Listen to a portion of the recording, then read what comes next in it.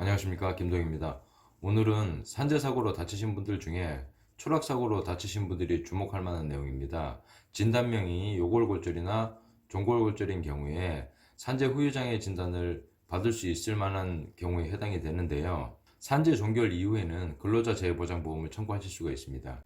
근로자 재해보장보험을 청구하시기 위해서는 먼저 사업주에게 근로자 재해보장보험이 가입되어 있는지를 먼저 확인하셔야 되는 절차가 있고요. 산업재해와 관련한 보상 절차가 모두 종결된 후에 근로자 재해보장보험을 청구하는 것은 맞지만, 산재 기간이 굉장히 긴 경우에는 사업주와 연락이 되지 않거나 하는 경우가 많기 때문에 미리 근로자 보험과 관련한 청구 서류나 사업주에게 미리 근로자 재해보장보험 접수를 요청을 하시는 것이 좋다고 판단이 됩니다. 이분은 역시 건설 현장에서 근무를 하셨던 분이시고요. 옹벽에서 작업을 하시다가 4m 정도 되는 높이에서 추락을 하신 경우였습니다. 그래서 진단명은 발꿈치라고 하죠. 발뒤꿈치라고 하기도 하고요. 종골골절이고 양쪽 손목을 다치셨습니다. 그래서 오른쪽 종골골절과 양측 손목 골절인 요골 원위부 골절이라고 합니다. 진단을 받으시고 모두 다 수술을 하신 경우였습니다. 근데 이분께서 근로자 재해보장보험을 결심을 하시게 된 경우는 산재 기간이 길다 보니까 주변에서 다른 분들이 산재 장애 등급을 받으신 거를 확인을 했는데, 생각하신 것보다는 장애 등급이 굉장히 낮게 나오는 것으로 판단을 하셨습니다. 과거에는 종골골절인 경우에 9급에서 14급까지, 제 경험인데요, 9급에서 14급까지 가능했던 것으로 판단이 되는데, 최근에는 12급이 대부분인 것 같고요. 14급도 많이 관찰이 되는 것 같습니다. 그래서 이분도 그런 생각에 근로자 재해보장보험을 청구할 수밖에 없다라고 판단을 하셨고요.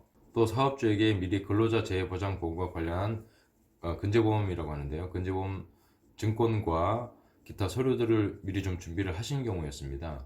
근데 조금 이분이 안타까운 것은 양측 손목 골절과 종골골절인데도 불구하고 산재 등급은 11급을 받으셨어요. 그런데 아마 이전 영상에 제가 말씀드린 케이스였는데, 이전 영상의 케이스는 두 번째 손가락을 다치신 분이신데요. 이 두 번째 손가락을 다치신 분은 산재 등급을 11급을 받으셨는데, 종골골절이고 양쪽 손목 골절인데도 불구하고 이분도 역시 11급을 받으시게 됐습니다. 그리고 산재 11급은 220일치의 평균 임금을 보상을 하는데요. 이렇게 다치신 분들이 받으시는 장애 등급보다도 많이 하향된 등급을 받으신 걸로 판단이 됩니다. 그래서 이런 경우에는 꼭 근로자 재해보장보험, 줄여서 근제보험이죠. 근제보험 청구가 굉장히 중요할 수밖에 없는데요. 근제보험 청구에서 가장 중요한 부분은 역시 산재 초과 손해를 입증하는 부분인데, 이 초과 손해를 입증하기 위해서는 맥브라이드식 장애 평가 방법에 따른 노동 능력 상실률에 대한 평가를 받아야 되고요. 그리고 향후 치료비 중에 성형 치료비 감정이 굉장히 중요합니다.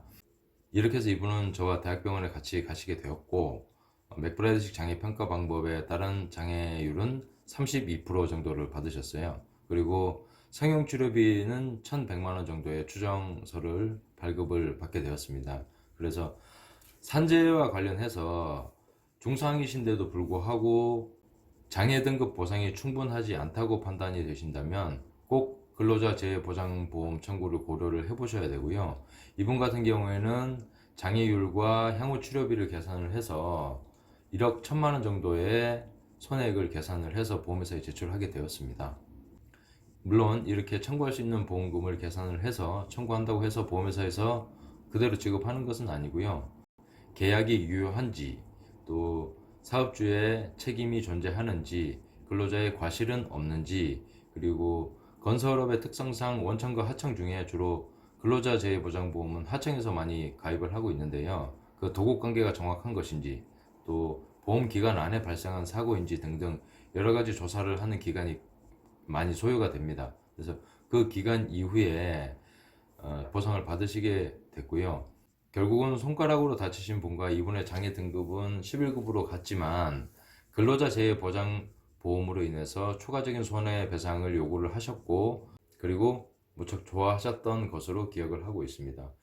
근제보험 청구는 중상이냐 경상이냐에 관계없이 청구를 하실 수가 있는데요. 특히 이렇게 중상인 경우에 산재장애 등급이 보상이 충분하지 않으신 경우라면 미리 근제보험에 관한 정보를 수집을 하시고 또 청구하실 수 있는 준비를 하시는 것이 나중에 산재 종결 이후에 청구하시는 데 도움이 되고요. 또 건설업의 특성상 그 원청이나 하청의 사장님을 직접 아시는 경우가 많이 없습니다. 그래서 연락이 안 된다고 하면은 근제보험을 청구할 수 있는데도 불구하고 그 기회를 갖지 못하시게 되는 경우를 많이 보아왔습니다. 따라서 종결 이후에 청구하시는 것보다는 산재 기간 중에 비급여가 발생을 하거든요. 그때 사업주에게 근로자 재해보장보험이 가입되어 있는지를 확인을 해 보시고 그 과정에서 근제보험 증권도 확인을 해 보시고 관련 서류를 좀 확보를 하셔서 산재 종결 이후에 근제보험 청구하는데 문제점이 없도록 준비를 하시는 것이 좋다고 생각이 됩니다. 제 말이 다 맞는 것은 아니지만 근제보험은 혼자서 청구하시기에 굉장히 어려운 부분이 많습니다. 고민이 있으시다면 주변의 전문가들과 상의를 해보시고 청구하시는 것이 좋은 방법이라고 생각이 됩니다. 감사합니다.